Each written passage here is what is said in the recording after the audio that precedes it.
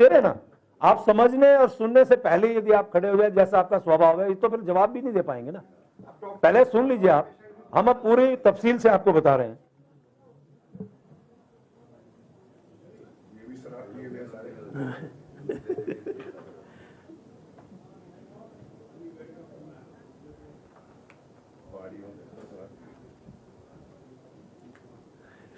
देख लीजिए माननीय अध्यक्ष जी किस तरह से टिप्पणी हमारे माननीय सदस्य कर रहे हैं।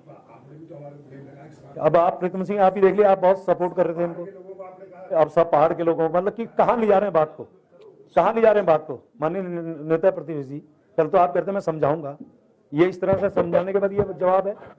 नहीं नहीं आप मुझे बताइए ना, ये कहाँ ले जा रहे हैं बात को, इस सब पहाड़ियों को आप ऐसा बोल रहे हैं, मतलब ये कोई बात है? इस सदन को आप इसकी गरिमा कहाँ ले जाना चाह रहे हैं माननीय नेता प्रतिपक्ष जी? नहीं, यदि आप इस तरह से व्यवहार करेंगे और पहाड़ी देशी और ये सब उस पर ले जाएंगे तो क्या इस पहाड़ की जो हमने मांग की थी, जो हमने आंदोलन किया था, क्या इसलिए किया था? क्या हमने योगदान इसलिए दिया था क्या? नहीं नहीं, अरे क्या आप देखिए ना, आपके सामने आपके बगल में बैठे ना, आप समझाइए ना। अरे कोई बात हुई तो बैठ के बात करिए ना, यदि मेरे से गलती मैं स्वीकार करूंगा, लेकिन इस प्रकार से पहाड़ियों को कहा, पहाड़ को कहा, माननीय अध्यक्ष जी ये बहुत गलत बात है। माननीय अध्यक्ष जी मैं इसका आप ये विषय हो जाएगा बाद में, पहले इसी में बात हो जाए ना, कोई बात है क्या? मतलब पहाड़ी देशी क्या ये उत्तराखंड किसी पहाड़ के लोगों के लिए बना जो, और पहाड़ में है कौन? कोई मध्य प्रदेश से आया, कोई राजस्थान से आया, कोई कहीं से आया, इसको पहाड़ी देश में क्यों बांटना चाह रहे? क्यों प्रदेश को आप विखंडन की स्थिति में ले जाना चाह रहे हैं? क्यों प्रदेश को बांटने चाह रहे हैं? कौन सी स्थिति में ले जाना चाह रहे हैं आप हमारे उत्तराखंड को?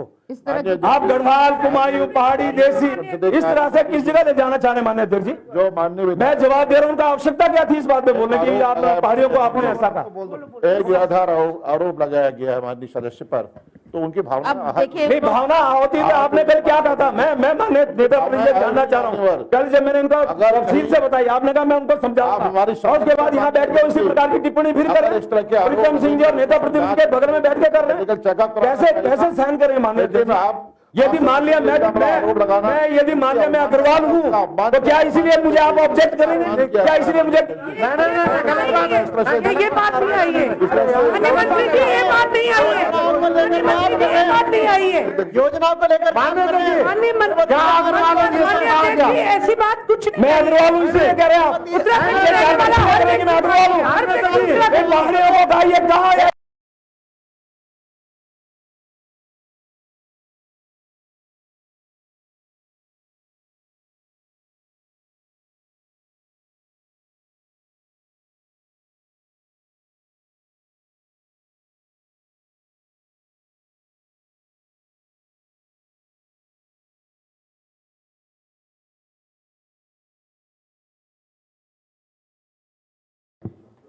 हम लोग इस तरह से व्यवहार कर रहे हैं जैसे हम चौराहे पे खड़े हुए हैं। बिल्कुल, वो हम सबको ये क्या व्यवहार चल रहा है? आपको पूरा देश देख रहा है। एक मिनट, ये बात आई नहीं माननीय। आप ये जानते हैं कि भारत से पहले विदेश से यहाँ पे टिप्पणी हो रही है। आपको बताना चाहूंगी, बहुत दुख है इस बात का कि भारत से पहले विदेश से टिप्पणी आ जाती है कि आपके सदन में क्या चल रहा है। उत्तराखंड के हैं हम लोग, और बिना चाहे ऐसे ही बोल दिया जाए इस तरह की व्यवहार काइंडली यहाँ पे ना करें। हम पहाड़ी देसी नहीं है, हम उत्तराखंड के लोग हैं।